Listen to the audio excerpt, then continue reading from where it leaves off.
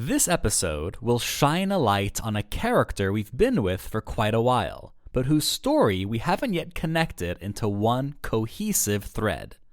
Qaran, the son of Kaveh the Blacksmith. At our current point in the epic, Qaran is the second in command of Iran's army, behind Zal of Zabulistan.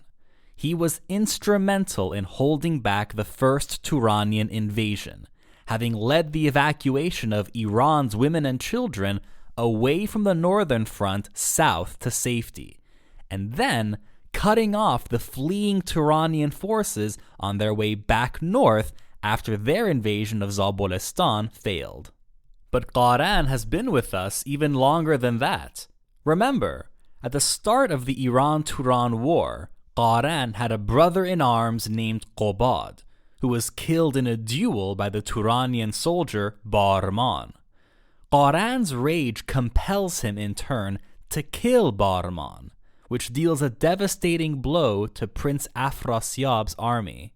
Qaran was also there fighting alongside Prince Manucher during the war against Salm and Tur to avenge the death of Iraj. He infiltrated Salm's fortress on the sea and set it ablaze, setting the stage for Manucher to kill Salm. He even volunteered to personally take on Zahok's grandson, Kakui, in the final stages of that battle. Throughout all of this, the consistent attribute that defines Qaran is his thirst and love for battle. He is a warrior through and through, and his longevity and loyalty have left him standing as one of the few reliable presences in the Shahnameh.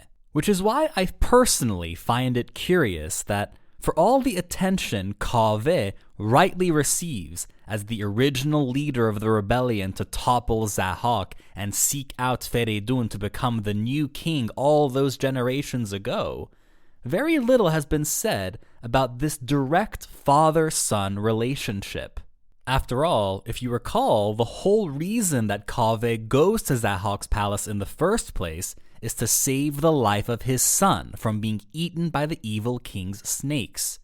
During that fateful confrontation, when Kaveh tears up Zahok's declaration of allegiance, he takes his son with him into the streets and leads the first march for freedom and justice. The text identifies Qaran as Kaveh's son. Whether it's the same son Kaveh rescued out of Zahok's palace is still ambiguous. But regardless, it brings up an important point. The lineage of Kaveh the Blacksmith has survived all this time and continued to play an active role in the survival of the Iranian nation. In the Shahnameh Quest episode about Kaveh, I noted that the blacksmith himself does not appear again after that, which is largely true aside from the original battle alongside Feridun. What I've been excited to discover is that in Qaran, the legacy of the brave blacksmith endures in legend, carried out by one of the last defenders of Iran in moments when its survival had hung by a thread. Qaran's story is filled with many victories on the battlefield, slaying enemies, infiltrating castles, and leading rescue missions. But having now retold enough stories to appreciate just how instrumental he has been to the Shahnameh's continuity, I felt I was overdue in shining a spotlight on Qaran, son of Kaveh the Blacksmith and the man who has fiercely kept that flame of justice burning across generations. If you enjoyed this episode, feel free to share it or leave a review. Thanks for listening, and stay tuned for more Shahnameh Quest.